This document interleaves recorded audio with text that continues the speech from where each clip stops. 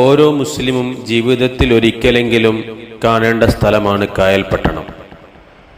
കായൽപട്ടണത്തുള്ള മരക്കാർ മസ്ജിദാണ് നമ്മൾ കണ്ടുകൊണ്ടിരിക്കുന്നത്.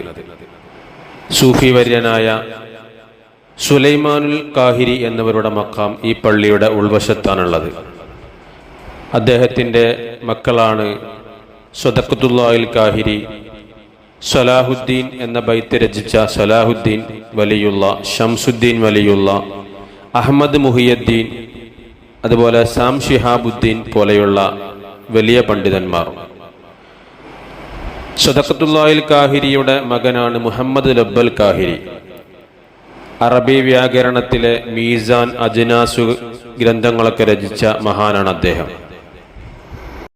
സുൽത്താൻ ഔറംഗസീബിൻ്റെ ഔദ്യോഗിക മുഫ്തി കൂടിയായിരുന്നു മുഹമ്മദ് ലബ്ബൽ കാഹിരി. തൂത്തുകുടിയിലാണ് മഹാനവറുകളുടെ മഖ്ബറ നിലകൊള്ളുന്നത്.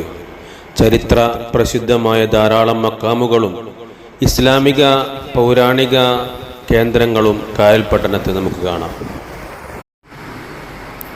തമിഴ്നാട്ടിലെ പ്രസിദ്ധമായ സിയാറത്ത് കേന്ദ്രമാണ് കായൽപട്ടണം.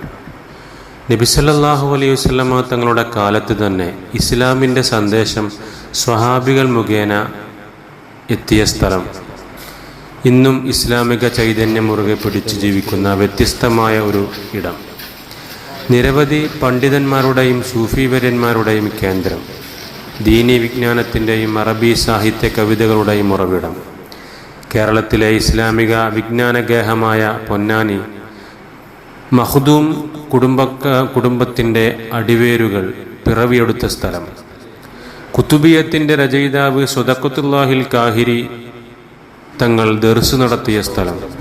അവരുടെ പിതാവ് സുലൈമാൻ അൽ കാഹിരി, അവരുടെ പണ്ഡിതന്മാരായ സൂഫിവര്യന്മാരായ സലാഹുദ്ദീൻ, അതുപോലെ തന്നെ ഷംസുദ്ദീൻ കാഹിരി പോലെയുള്ള മക്കൾ, അവരുടെ കബറിടങ്ങൾ. പാലക്കാട് നിന്നും എല്ലാ ദിവസവും രാവിലെ 6:10 പുറപ്പെടുന്ന ട്രെയിനിൽ 150 രൂപ ടിക്കറ്റ് എടുത്താൽ വൈകുന്നേരം 3 മണിക്ക് കായൽപട്ടണത്ത് എത്തിച്ചേരാം.